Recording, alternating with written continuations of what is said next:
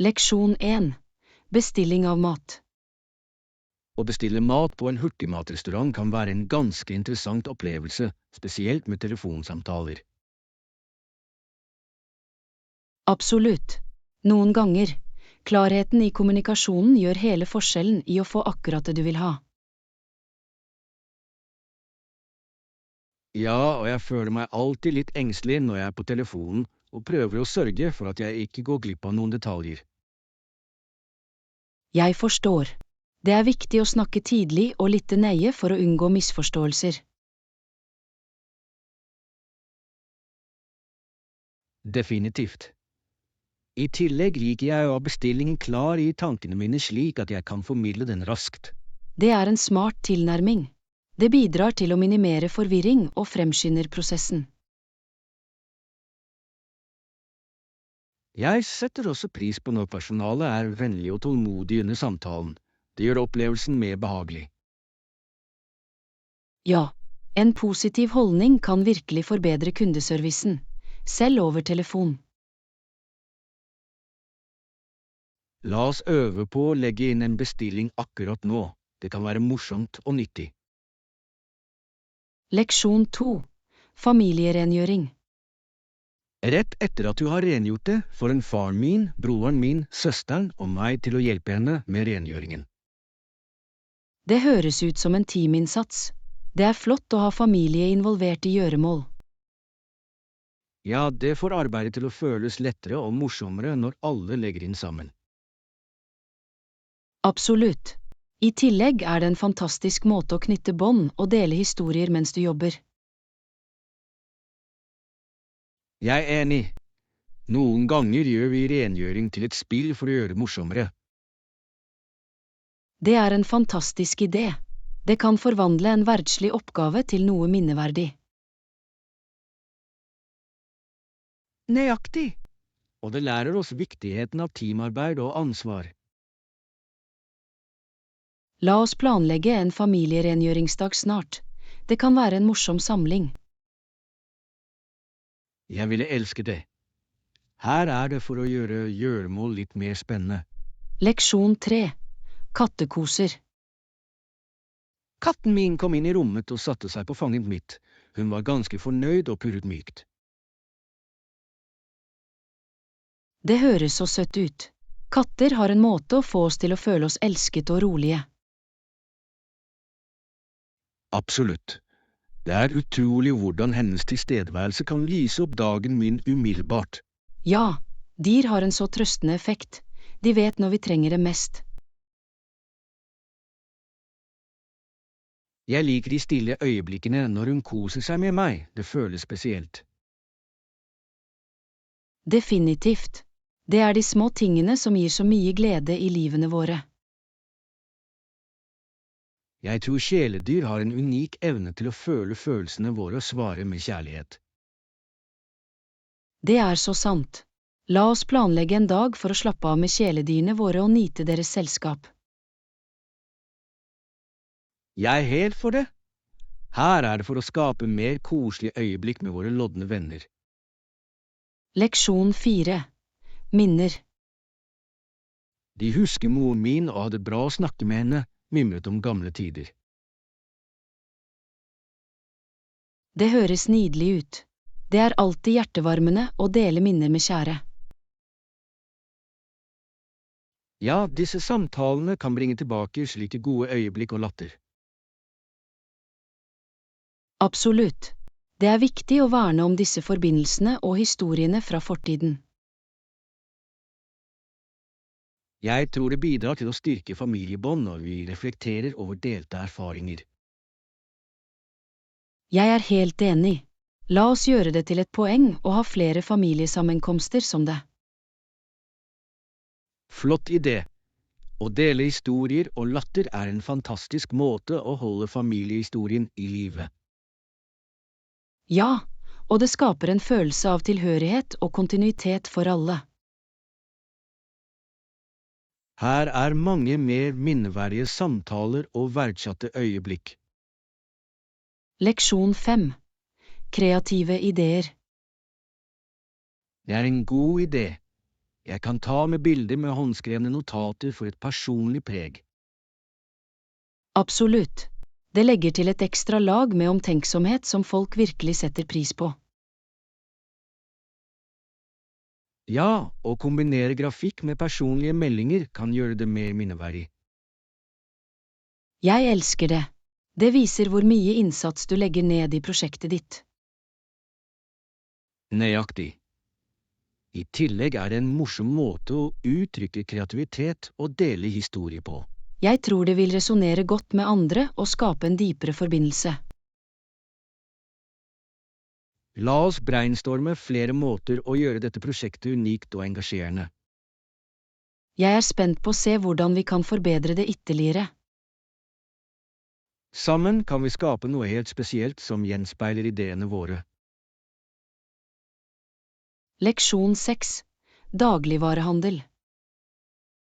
Hei, har du laget en dagligvareliste? Jeg skal til butikken om kort tid. Ja, det har jeg. Jeg skrev ned alt vi trenger for uken, så vi glemmer ikke noe. Det er flott. Det hjelper alltid å være organisert når du handler. Absolutt. Det sparer tid og sikrer at vi får alt det viktigste. Jeg synes alltid det er lettere å holde meg til listen og unngå impulskjøp på den måten. Nøyaktig. I tillegg hjelper det oss å holde oss innenfor budsjettet, noe som er viktig. La oss sørge for å se etter salg eller rabatter mens vi er der. God idé. Det er alltid hyggelig å spare litt penger på dagligvarer. Jeg gleder meg til shoppingturen vår. Det er alltid morsommere sammen. Leksjon 7. Avgangsport. La oss sjekke avgangsporten for vår nye flytur. Greit. Det er viktig å være der i tide, spesielt med alle endringene. Ja, jeg vil ikke gå glipp av flyet vårt fordi vi ikke planla fremover. Absolutt. Å holde eie med timeplanen hjelper deg med å unngå stress i siste øyeblikk. Jeg er enig. La oss sørge for at vi har ombordstigningskortene våre klare også. Definitivt. Jeg skal dobbeltsjekke alt før vi drar til porten.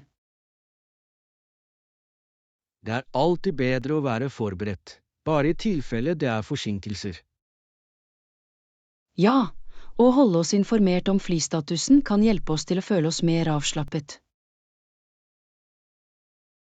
La oss skynde oss og finne porten vår. Jeg er spent på turen vår. Leksjon 8. Deilige anbefalinger. Maten her er deilig og rimelig. Noen andre anbefalinger i Hanoi? Ja, du må sørge for å besøke det gamle kvarteret. Det er fylt med fantastisk gatemat. Det høres fantastisk ut. Jeg elsker å prøve lokale retter som gjenspeiler kulturen. Absolutt. Mangfoldet av smaker og teksturer er virkelig utrolig. Jeg gleder meg til å unne meg litt PHO og banh mi mens vi er der. Ja, og ikke glem å prøve eggkaffen. Det er en unik lokal spesialitet. Eggkaffe? Det høres spennende ut.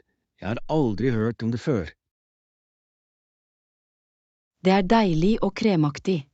Et must å prøve når du besøker. Jeg gleder meg til å oppleve alle disse kulinariske herlighetene.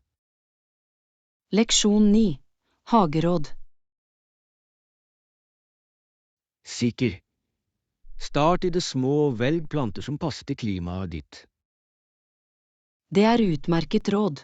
Det er viktig å ta hensyn til miljøet når du planter. Ja, valg av innfødte planter kan ofte føre til bedre vekst og mindre vedlikehold. Jeg er helt enig. Det er også en fin måte å støtte lokale økosystemer på. Nøyaktig. I tillegg kan du starte med noen få planter, lære og utvide over tid. Jeg elsker ideen om gradvis å bygge en vakker hage. La oss også tenke på hva slags blomster eller grønnsaker vi vil inkludere. Ja, å ha en blanding av farger og teksturer vil gjøre det visuelt tiltalende. Jeg er spent på å komme i gang på denne hagereisen med deg. Leksjon 10. Turplanlegging. Jeg tror vi bør planlegge turen vår. Det er viktig å ha alt organisert på forhånd. Jeg vil si at en uke skal være nok til å se alt vi vil uten å føle oss forhastet. Det høres perfekt ut. Det gir oss god tid til å utforske og nyte reisemålet vårt fullt ut. Nøyaktig. I tillegg kan vi inkludere litt nedetid for å slappe av og lade opp mellom aktivitetene. Ja, det er avgjørende å ha den balansen, ellers kan vi ende opp utmattet. Jeg er enig. La oss lage en liste over alle stedene vi ønsker å besøke og opplevelser vi ønsker å ha. Flott idé. På denne måten kan vi prioritere det som er viktigst for oss. Gleder meg til å begynne å planlegge. Å utforske nye steder sammen vil være en slik glede. Meg også. Her er det for å lage uforglemmelige minner fra vårt kommende eventyr. Leksjon 11. Fiskelivsstil. Fiske har vært en viktig del av matkildene deres i generasjoner. Ja, de bodde i bosatte landsbyer og ble eksperter på å skjære tre fra de lokale trærne. Det er fascinerende hvordan ferdighetene deres innen fiske og trebearbeiding formet samfunnet deres. Absolutt. Disse ferdighetene tillot dem å trives og skape bærekraftig livsstil. Jeg elsker hvordan de utnytter miljøet sitt og får mest mulig ut av ressursene som er tilgjengelige for dem. Nøyaktig. Deres forhold til naturen var avgjørende for deres overlevelse og kultur. La oss lære mer om hvordan denne praksisen har påvirket moderne livsstil. Jeg vil gjerne. Å forstå deres historie kan gi verdifulle leksjoner for oss i dag. Ja, det er viktig å sette pris på tradisjonene som har formet vår verden. Leksjon 12. Perfekt overnatting. Meg også. La oss sørge for at vi finner det perfekte stedet å bo for turen vår. Absolutt. En komfortabel innkvartering kan forbedre hele opplevelsen betydelig. Ja, jeg foretrekker et sted med gode anmeldelser og praktisk tilgang til lokale attraksjoner. Det er et smart valg. I tillegg er det viktig å ha et koselig rom å slappe av i etter en dag med utforskning. Nøyaktig. Jeg tror vi bør begynne å se på alternativer snart for å sikre de beste tilbudene. Jeg er enig. Det er alltid lurt å bestille overnatting på forhånd, spesielt i høysesongen. La oss også vurdere fasiliteter som frokost og wifi for å gjøre oppholdet morsommere. Flott poeng. Å ha disse tilleggene kan virkelig øke komforten og bekvemmeligheten vår. Jeg er spent på å finne det ideelle stedet som passer perfekt til våre behov. Leksjon 13. Baderomssikkerhet. Jeg tenkte på viktigheten av å ha håndtak på badet. Det er så enkelt, men effektivt sikkerhetstiltak. Absolutt. De kan virkelig bidra til å forhindre ulykker, spesielt for de som kan være ustabile på føttene. Nøyaktig. Jeg tror det er noe alle bør vurdere, uansett alder. Jeg er helt enig. Det er alltid bedre å være trygg, spesielt i et så glatt område som badet. Har du noen gang tenkt på å få håndtak installert i ditt eget hjem? Ja, det har jeg. Jeg tror det en liten investering for trygghet og trygghet. Definitivt. I tillegg kommer det i forskjellige design nå, slik at de kan blande seg inn i innredningen. Det et flott poeng. De trenger ikke å se industrielle ut. De kan også være stilige. Nøyaktig! Det handler om å gjøre rommene våre både funksjonelle og vakre. Leksjon 14. Stuehjørne. Jeg har tenkt på det stille hjørnet i stuen. Det kan være perfekt for en koselig lesekrok. Det en fantastisk idé. Det en fin måte å utnytte den plassen på. Og hvem elsker ikke en god bok? Nøyaktig. En komfortabel stol og litt god belysning ville skape en så avslappende atmosfære. Jeg kan allerede forestille meg det. Kanskje til og med en liten bokhylle for å holde favorittlesninger i nærheten. Ja, det vil gjøre det enda mer innbydende og funksjonelt. Og å legge til noen planter kan virkelig livne opp plassen også. Jeg elsker den ideen. Planter kan få ethvert område til å føles mer levende og friskt. I tillegg gir et fint preg av naturen innendørs. Det så beroligende. Definitivt. La oss begynne å lete etter den perfekte stolen og innredningen for å bringe denne visjonen til liv. Leksjon 15. Utfordringer fra 1700-tallet. Når man reflekterer over historien, var 1700-tallet en spesielt vanskelig tid for mange mennesker. Absolutt. De fleste individer jobbet som bønder på land eid av noen få velstående utleiere. Det må ha vært utrolig tøft å leve under slike omstendigheter. Ja, og forskjellen mellom de velstående og de fattige var sterk, noe som førte til mange sosiale problemer. Det interessant hvordan disse utfordringene formet samfunnet og påvirket fremtidige generasjoner. Nøyaktig. Disse kampene spilte en betydelig rolle i utviklingen av nye ideer om rettigheter og friheter. Og det avgjørende å huske at historien informerer vår nåtid og hjelper oss å forstå nåværende ulikheter. Ja, å anerkjenne fortiden viktig for å skape en bedre fremtid for alle. Jeg enig. Det viktig å lære av disse utfordringene og strebe etter et mer rettferdig samfunn. Leksjon 16. Fascinerende detaljer. De så fascinerende, de ikke? Det de virkelig. Det de små tingene som ofte fanger oppmerksomheten vår mest. Nøyaktig. Små detaljer kan fortelle oss så mye om et sted eller en person. Ja, og de kan få en vanlig opplevelse til å føles ekstraordinær. Jeg tror å sette pris på disse nyansene beriker vår forståelse av verden rundt oss. Absolutt. La oss gjøre et poeng og legge merke til å feire disse små øyeblikkene sammen. Det høres ut som en fantastisk idé. Livet handler tross alt om detaljer.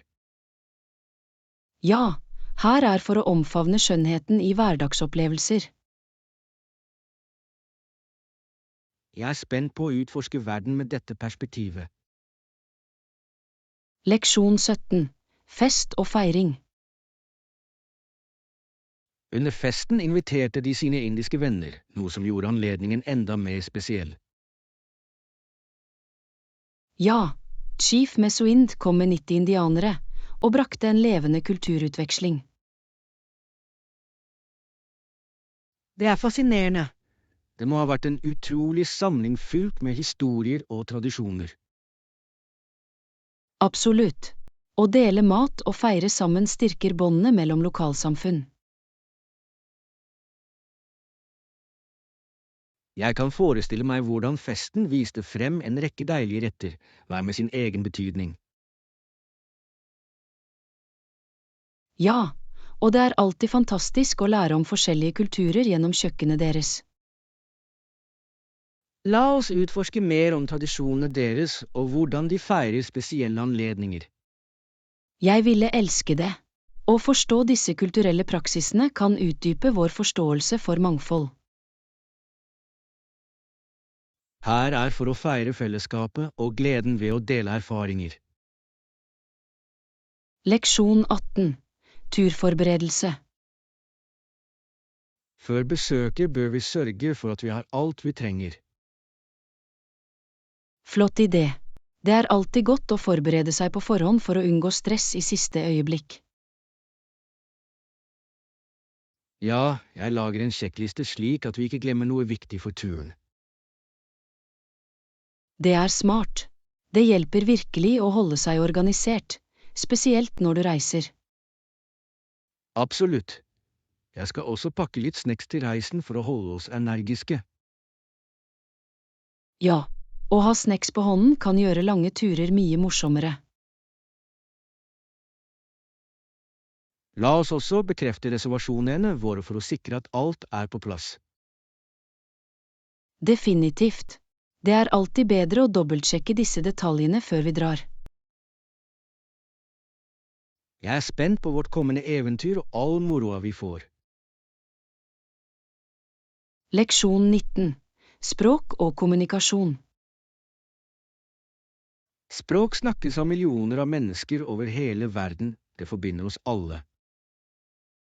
Men få mennesker er klar over finessene som følger med å lære et nytt språk. Nøyaktig. Å forstå kulturell kontekst er like viktig som ordforråd og grammatikk. Ja, og det beriker vårt samspill med andre på meningsfulle måter. Jeg tror å omfavne disse nyansene kan føre til dypere forbindelser med mennesker. Absolutt. La oss utforske måter å forbedre språkferdighetene våre sammen. Flott idé. Vi kan øve på samtaler og lære av hverandres erfaringer. Ja, her er det for å bli mer dyktig og selvsikker i kommunikasjonen vår.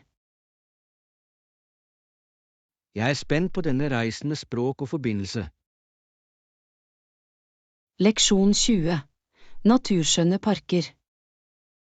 Definitivt er det en naturskjønn park i nærheten med velholdte stier som vi bør utforske. Det høres nydelig ut. Jeg elsker å gå i naturen, spesielt på et sted som er så vakkert bevart. Ja, den friske luften og det livlige grøntområdet kan virkelig friske opp tankene og humøret vårt. Jeg er helt enig. I tillegg er det en flott mulighet til å koble fra våre travle liv en stund. Nøyaktig. En fredelig spasertur kan gjøre underverker for vårt velvære. La oss lage en plan for å besøke denne parken neste helg. Jeg gleder meg til det. Det høres perfekt ut. Vi kan pakke en piknik og nyte dagen omgitt av naturen. Jeg elsker den ideen. Det vil være en fantastisk måte å tilbringe tid sammen mens du setter pris på skjønnheten rundt oss. Ja, la oss sjekke været på forhånd for å sikre at vi har en fin dag for utflukten vår. Leksjon 21. Meningsfulle forbindelser. Svært relevante emner ble diskutert under møtet. Utvekslet du kontaktinformasjon etterpå? Ja, jeg sørget for å få kontakt med noen få mennesker som delte lignende interesser og mål. Det er flott. Nettverk kan åpne for så mange muligheter for samarbeid i fremtiden. Absolutt. Å bygge relasjoner er nøkkelen til å utvide våre profesjonelle horisonter. Jeg er enig. Det er viktig å følge opp med dem for å opprettholde disse forbindelsene. Ja, jeg planlegger å sende en rask e-post for å takke dem for samtalen og holde dialogen i gang. Det høres ut som et smart trekk. Det viser din profesjonalitet og interesse for å jobbe sammen.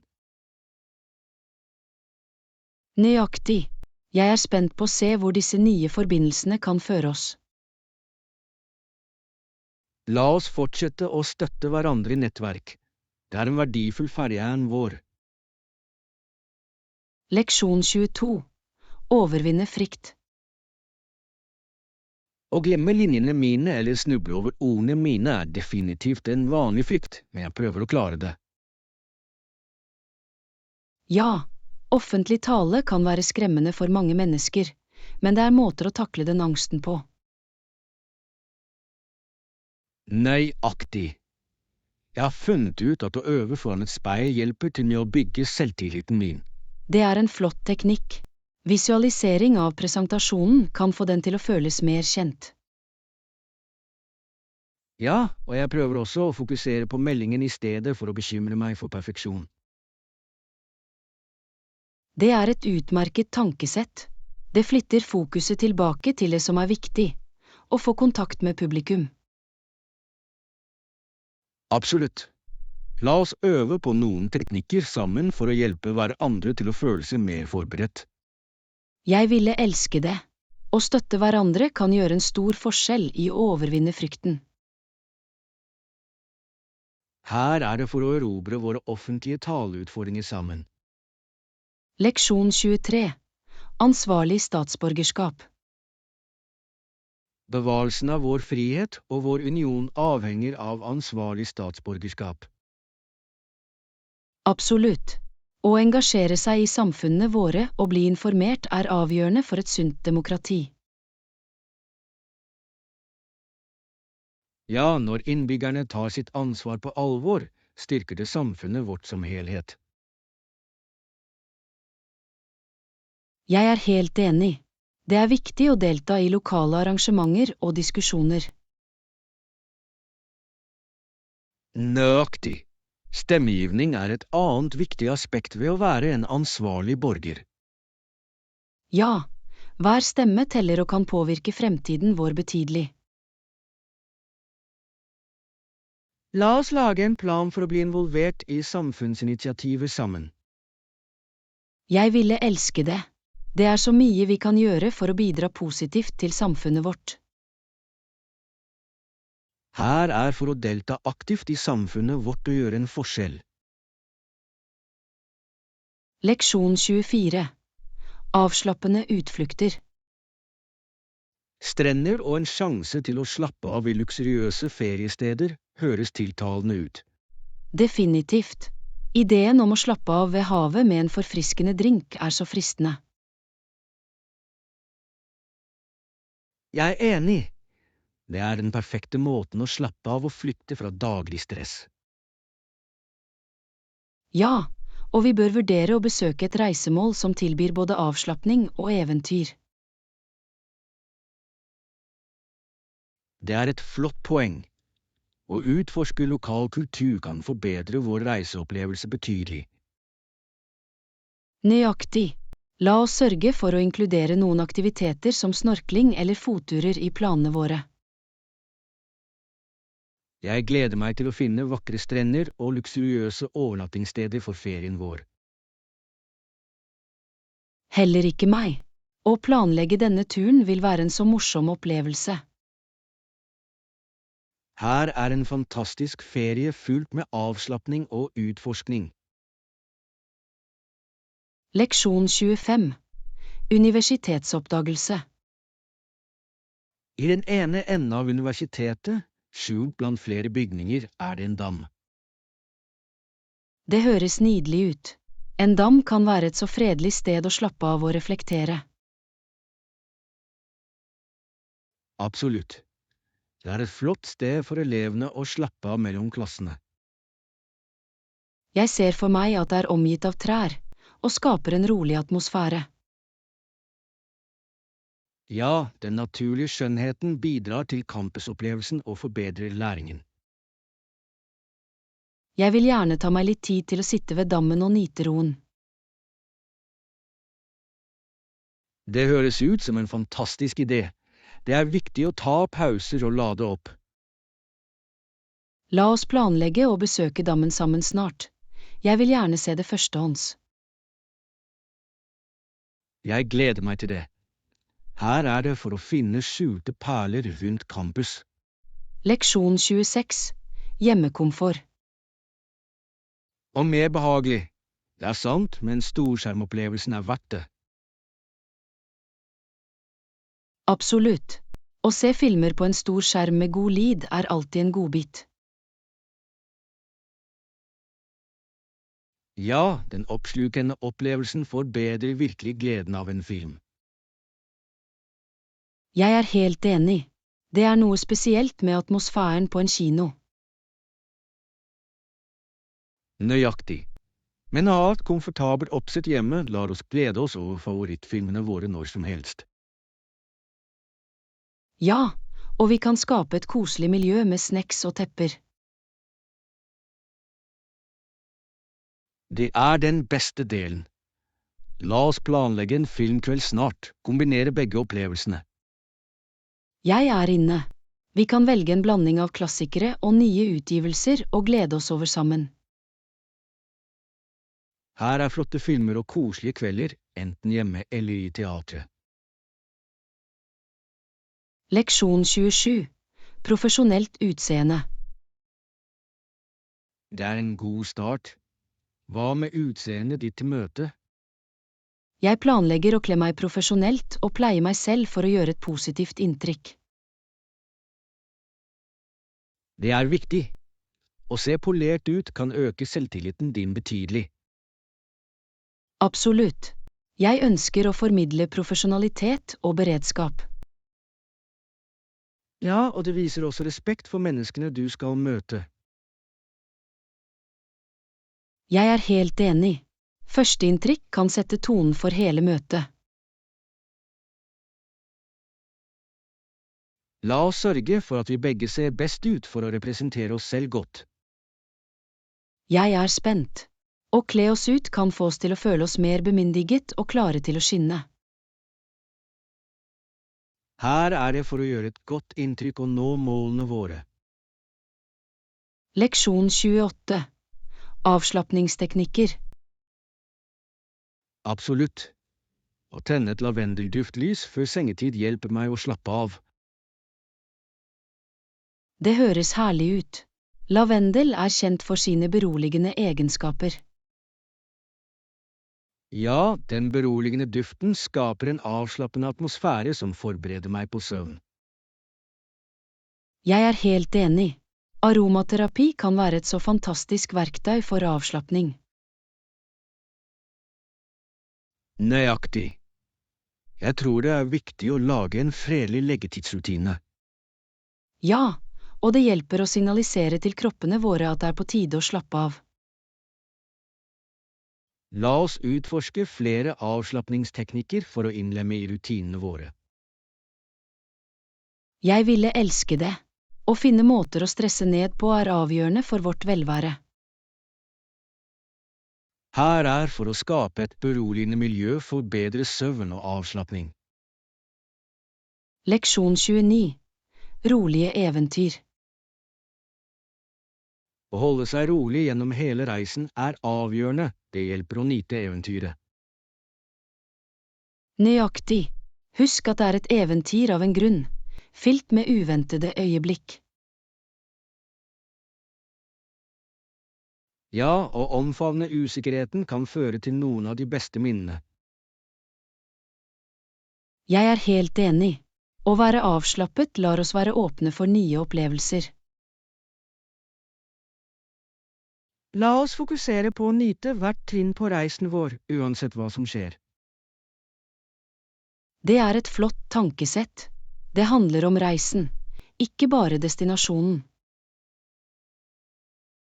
Absolutt. Her er for å få mest mulig ut av hvert øyeblikk vi møter. Ja, la oss skape varige minner og nyte eventyret vårt sammen. Jeg er spent. Her er vår kommende reise. Leksjon 30. De første australierne. Har du noen gang tenkt på den rike historien til de første menneskene som bodde i Australia? Ja, Det er fascinerende å lære om Aboriginal og Torres Strait Islanders folk og deres dype forbindelse til landet.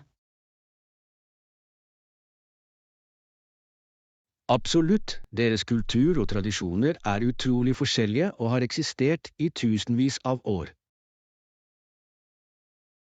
Det er bemerkelsesverdig hvordan de opprettholder sin arv mens de tilpasser seg moderne endringer i samfunnet. Faktisk, deres kunnskap om miljø og bærekraftig praksis er noe vi alle kan lære av. Ja, å anerkjenne deres bidrag er avgjørende for å fremme forståelse og respekt i samfunnet våre. Det fremhever virkelig viktigheten av å bevare kulturelle identiteter og fremme inkludering. Absolutt. Disse historiene er avgjørende for Australias identitet og bør feires og deles bredt. Til syvende og sist hjelper forståelse av fortiden oss med å bygge en mer inkluderende fremtid for alle.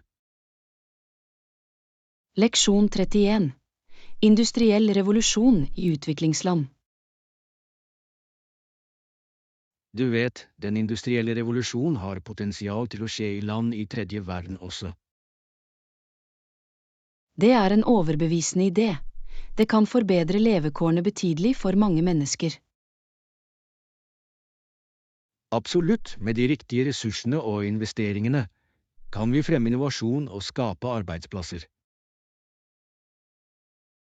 Ja, det er viktig for utviklingsøkonomier å omfavne teknologi og utdanning for å drive fremgang. I tillegg kan det styrke lokalsamfunn til å bryte fattigdomssyklusen og bygge en bærekraftig fremtid. Nøyaktig. Å fremme entreprenørskap kan føre til lokale løsninger som adresserer spesifikke utfordringer. Det handler om å skape muligheter for vekst og utvikling som løfter hele samfunn.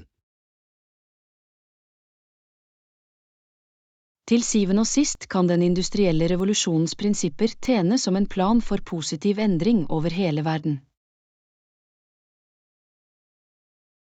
Ja, og vi bør støtte initiativer som tar sikte på å utdanne og styrke neste generasjon.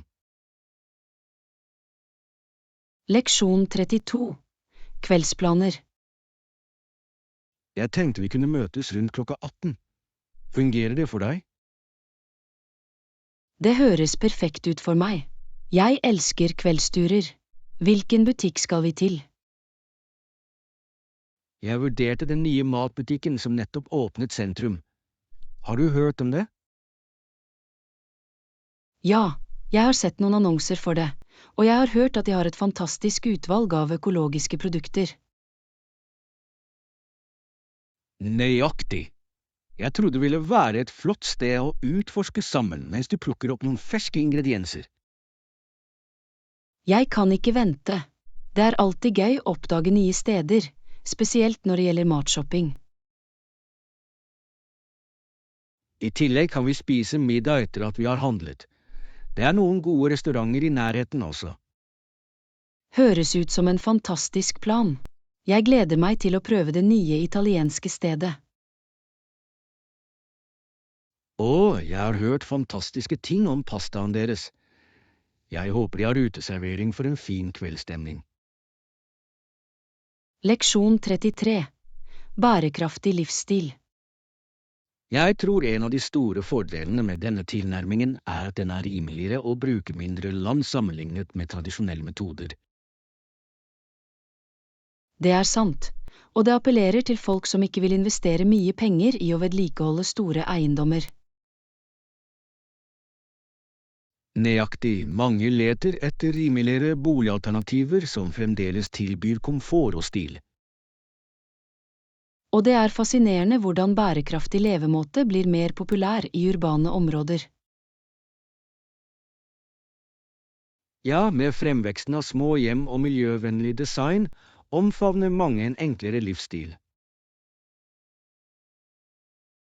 Det oppmuntrer virkelig til kreativitet i hvordan vi bruker plass og ressurser, ikke sant?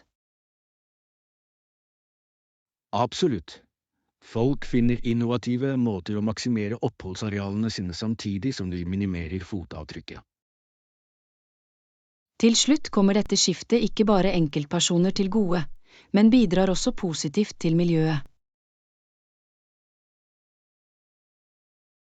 Ja, det er spennende å tenke på hvordan disse trendene vil forme samfunnene våre i fremtiden. Leksjon 34. Nettverk på konferanser. Hei der! Er du også med på konferansen? Ja, det er jeg. Jeg er veldig spent på å lære av foredragsholderne og nettverk med andre deltakere. Det er fantastisk! Det er alltid så mye å tjene på å få kontakt med andre som deler lignende interesser. Absolutt. Jeg tror disse mulighetene kan føre til samarbeid og nye ideer som vi kanskje ikke har tenkt på alene.